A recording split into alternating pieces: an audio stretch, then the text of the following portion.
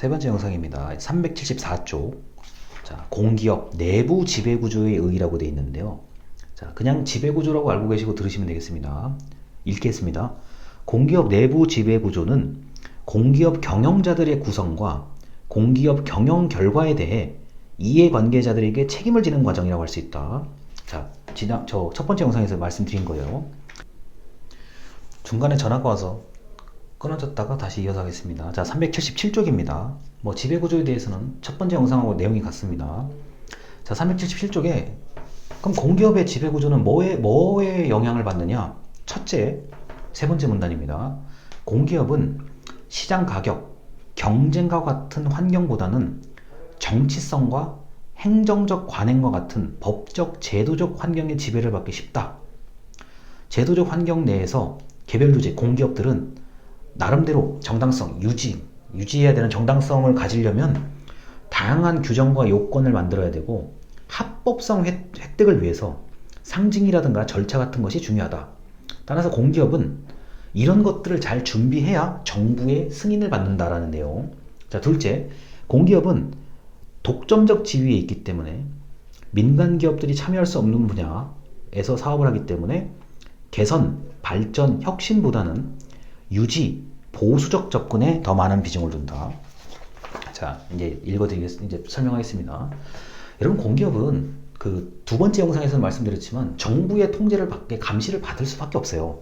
그리고 일반적인 국민, 그리고 지역 주민, 고객들, 이용 고객들이 민원을 제기하거나 이의를 제기하면은 거기에 바로 반응을 할 수밖에 없어요.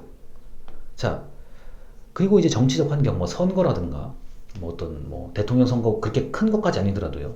지방선거 뭐 등등에서 아무래도 환경에 영향을 받아요. 예를 들어서 어떤 특정한 정치인이 무언가에 당선이 돼요. 그러면은 나름대로 본인이 하고 싶은 것들이 있단 말이에요. 그것을 공기업을 통해서 실현할 수도 있어요. 예를 들어서 나는 A라는 어떤 것을 난 정말 꼭 해보고 싶어요. 그러니까 여러분이 정치인이 됐어요. 정치인으로 활동을 하다가 당선이 돼가지고 뭐 의원이 되든 뭐 지방자치단체장이 되든 됐어요. 나는 A라는 것은 꼭 해보고 싶었어. 근데 이거를 실현할 수단이 공기업이에요. 그러면 공기업을 통해서 실현할 수도 있는 거예요. 그래서 정치적 환경 영향을 굉장히 많이 받아요. 법률과 제도는 말할 것도 없고요. 매뉴얼이 정말 촘촘하게 돼 있어요. 경영평가 등등뿐만 아니라 그 공기업의 그 매뉴얼이 정말 촘촘하게 돼 있어요. 생각보다요. 그래서 그거를 벗어나서 뭘 하기가 어려워요. 특히 그 공기업이 이런 게 있어요. 우리 공기업의, 그러니까 흔히 말하는 존재감. 야, 우리 조직은 이런 존재감이 있어. 이걸 알려야 되는데, 그러려고 하면은 스스로 절차도 좀 만들어야 되고, 조건도 만들어야 되고, 상징의 대표적인 거 뭐 이제 흔히 말해서 노래. 뭐 우리 사가, 회사의 노래 그런 거 있잖아요. 사가를 만든다든가, 예를 들어서요. 뭐 로고, 그러니까 디자인, 마크 같은 디자인을 좀 사람들 눈에 띄게 마크 디자인을 만든다든가, 명칭을 때로는 바꾸는 경우가 있습니다. 뭐 무슨 시설관리공단이라고 돼 있는 것을 그냥 관리자 빼고 무슨 시설공단으로 바꾸는 경우도 있고요. 그 다음에 뭐 SNS 등등을 통해서 우리가 이번에 뭘 했어요. 특히 이제 12월 달이 다가오기 때문에 불우이웃을 돕는단 말이에요. 우리가 뭐뭐뭐 했어요. 이런 또 좀 얘기를 좀 하려면 홍보를 열심히 해야 되는 거죠. 자, 이런 뭐 특징이 있고, 그 다음 둘째, 이제 독점적 지위가 있기 때문에 이게 나쁘게 보면 진짜 나쁘게 볼 수 있는 건데 좋게 볼 수도 있어요. 만약에 저 공기업이 아니면 저거 누가 할 거야? 특히 환경 문제, 뭐 좀 우리가 흔히 말하는 좀 지저분한 걸 뭐해서 관리하다 이런 거요. 만약에 저 공기업이 아니면 누가 저걸 대신 관리하지? 이렇게 생각하시면 또 긍정할 수도 있어요. 자, 그리고 그 혁신보다는 유지라고 하는데, 공기업은 일단 공자가 들어가야지. 공이라는 단어가 딱 들어가 있으면 뭐 마음대로 돈을 벌거나 이러지를 못해요. 그리고 지난주에 배우셨던 요금도 함부로 올리지 못하고, 이게 나름대로 공공성이라는 것 때문에 정체되어 있다고 보는 거예요. 아, 왜 저거 하면 좋을 것 같아. 왜 안 할까? 나름대로 이유가 있는 거예요.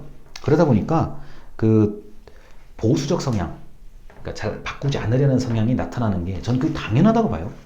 자, 그리고 이 공기업 같은 경우는 설립 목적에 벌써 임무가 나와 있어요. 우리 공기업은 뭐뭐만 하는 거예요.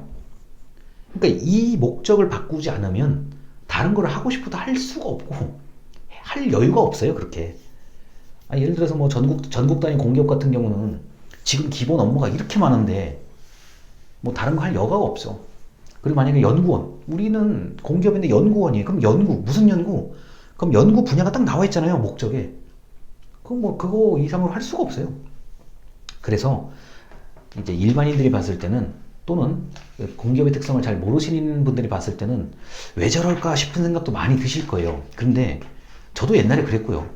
그런데 이제 저도 조금 더 살아보고 조금 더 공부해 보니까 이 설립 목적, 정당성, 그 다음에 존재감, 뭐 존재감 굉장히 중요합니다. 만약에 뭐 흔히 말해서 지금 저는 여기 마이크를 이렇게 대고 있지만 뭐 그 회사만의 뭐 그 어떤 배지라든가 브로치라든가 뭐 이런 좀 상징물을 좀 달고 다녀야 되는 경우도 있고요.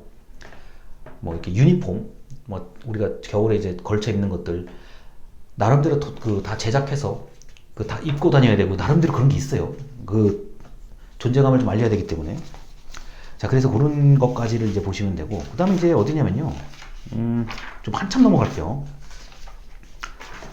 자, 391쪽의 맨 아랫줄입니다. 맨 아랫줄이요. 우리나라 공기업을 비롯한 공공기관의 기관장, 높으신 분, 임명과 이제 면직에 관련돼서 가장 문제가 되는 것은 정치적 임명과 낙하산 임명의 문제다. 라고 합니다. 이게 과거부터 계속 나오는 얘기예요. 어느 정부라도, 이건 뭐 특정한 정권을 얘기하는 게 아닙니다. 절대로 아닙니다. 어느 정권이라도 이건 나오고요. 하다못해 이거는요, 지방에서 그 선거가 바뀌어도 나와요.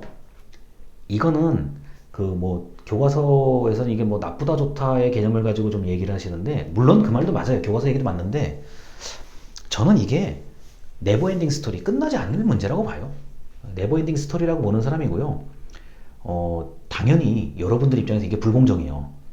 여러분 그 요새 저 취업 채용 때문에, 공정 채용 그 문제 때문에 난리가 나는데요.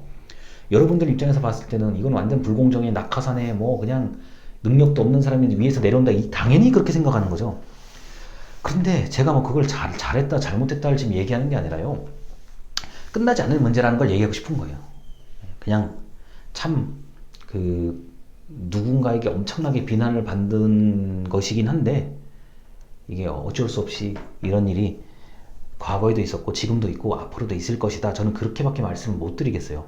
그래서 이게 이제 그 여러분들 입장에서는 절대 이거는 완전 불공정이고, 뭐 흔히 하는 말로 뭐 때려 죽여야 된다는 얘기까지 하시는 분들도 많은데 참 난감해요. 제가 뭐라고 얘기를 못하겠어요, 이거는요.